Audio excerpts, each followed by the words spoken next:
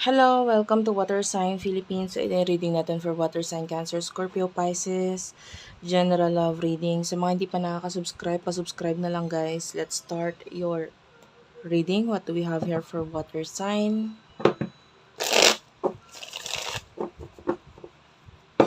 Pa-comment ako dyan guys sa baba. Ma-appreciate ko yung comment, yung heart-heart ninyo. Kahit putuldok lang. Malaking bagay sa akin yung mga comments guys. Sobrang na-appreciate ko yan. Nagpapakita yan ng malaking suporta. Ayan, let's start. Okay, what do we have here for water sign? Okay, what do we have here for water sign?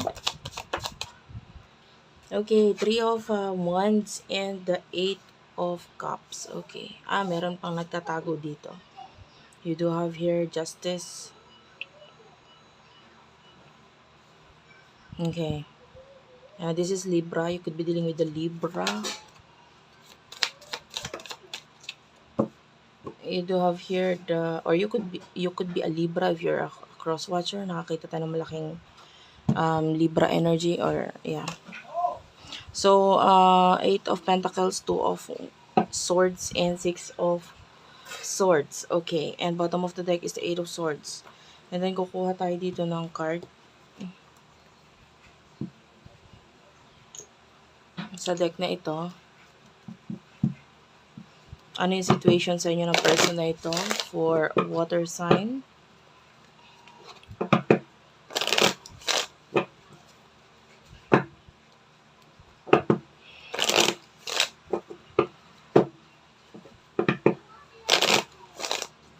Okay, one last shuffle.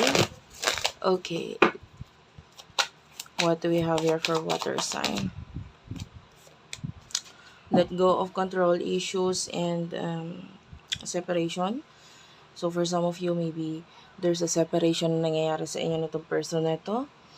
Or maybe you're trying to control yourself about something. 3 of Wands, you miss this person. I mean, there's this energy of you na parang you want to talk to this person. Gusto mo siya makausap, gusto mo siya makita. Maybe you want a future with regards to this person and you feel like gusto mong maging honest sa kanya, gusto mong sabihin lahat sa kanya, but part of you is like hindi mo magawa yon. Lalo na with the 3 of Wands, maybe there's distance between the two of you. Or if ever, some of you pwedeng may communication connection pero hindi mo nagawain or masabi through that. Like, that is not your thing. That's not how you are. Diba? With the 8 of Cups, nandun yung you keep on dreaming and wanting this person.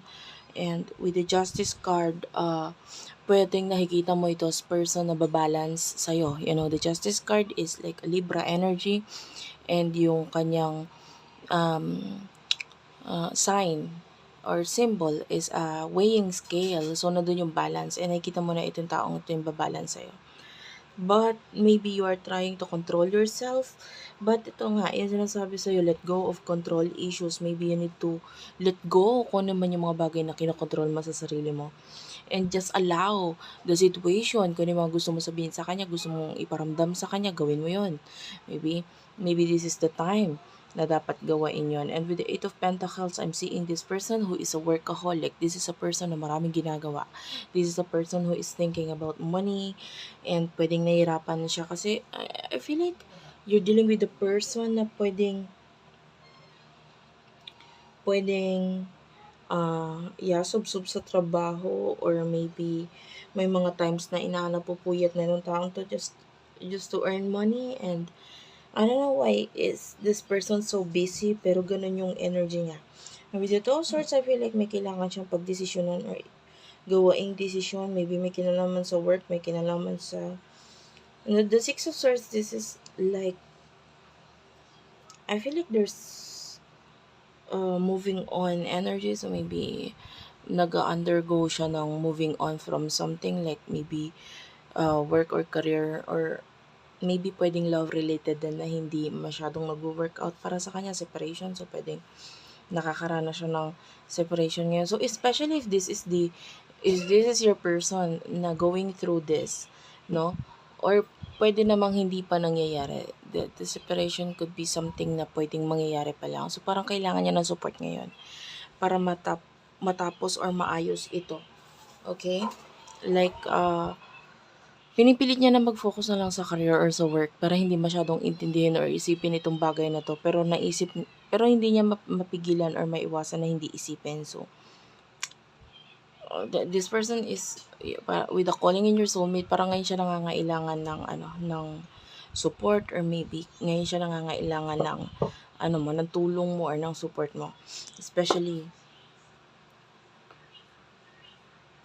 he or she is going through something na pwedeng may kinalaman sa ending with the separation right here. So anyway, ano yung future for the both of you?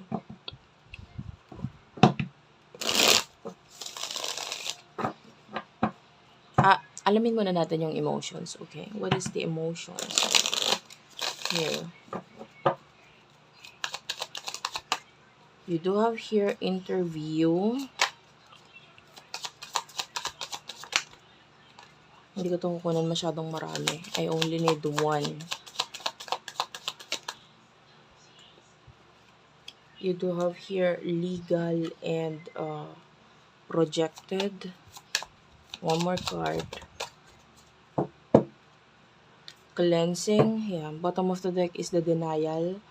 So, some of you could be denying your emotions or hindi mo pa ino-open itong emotions mo towards this person. And ang emotions mo para sa kanya, we do have here interview. So, I can see communication and you are at the same page.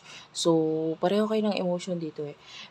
Nakikita natin dito with the legal and projected. So, pwedeng may mga legal matters na pinagdadaanan or iniisip itong person na ito. And I feel like kailangan niya i-clear or ayusin yung mga bagay na nagiging mahirap para sa kanya. You do have your denial and pretending. So, maybe both of you or ikaw ito na pwedeng being fake. Maybe you are a friend, being just a friend, pero you know that you want more than that. No? And maybe you're pretending. Dinadeny mo yung emotions mo sa kanya. But of course, naiintindihan ko naman kasi this is not yet the right time. Especially with the legal and projected. So, pwedeng meron pa siyang pinagdadaanan na may kinalaman sa legal matters. Okay? So, yeah. You're still being the Eight of Swords. Like, mahirap i-open up lalo na this is not yet the right time to do that. So, maybe hinihintay mo yung tamang pagkakataon, tamang panahon para gawain yun. And what will happen in the near future for the both of you? In the near future for water sign, please. You have your love today and crickets and night life. Bottom of the deck is karmic and soulmate. Yeah, you could be dealing with a karmic or a soulmate. Actually, I don't know. Hindi natin makita kung alin itong person nito for now. Alin siya doon kasi of course this is general reading and iba-ibang energy na nakukuha ko sa ngayon. This could be a karmic, this could be a soulmate. But I can see you being in love with this person in the future.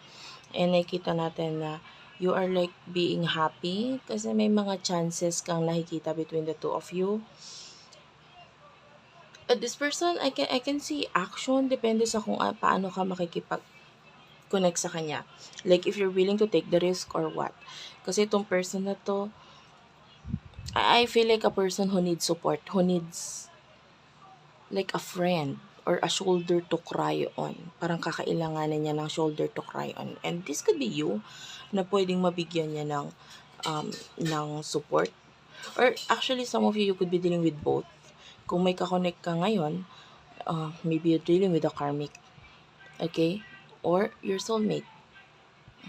Na isa pa. Or if this person ang pwedeng may kakonect dito, especially with the legal projected, so this person could be in a relationship or maybe even married sa person na medyo karmic ang dating. Okay? So, dealing with the karma. So, anyway, kailangan niya ng shoulder to cry on and maybe that is you. But you need to give this person access, no? Sa iyo, no? Be more open and be more, receiving, kumbaga. Hayaan mo siyang kusang dumating or kusang makipag-connect sa'yo. And if that happens, wag mo siyang i-ignore. Thank you for watching. I love you all and bye-bye.